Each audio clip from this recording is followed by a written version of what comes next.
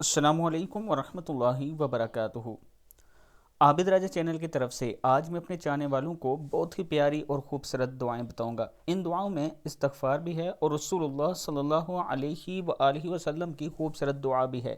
بچوں کو ضرور پڑھائیں یہ دعائیں۔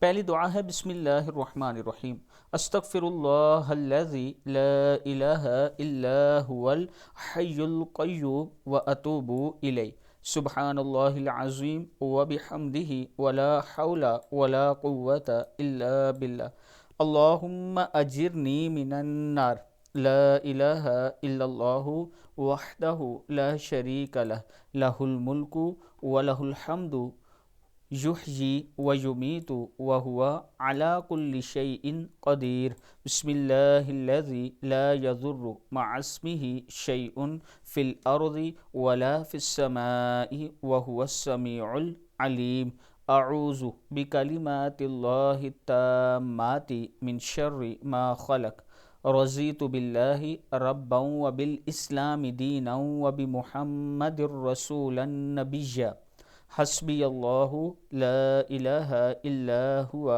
علیہ توکلت وہو رب العرش العظیم۔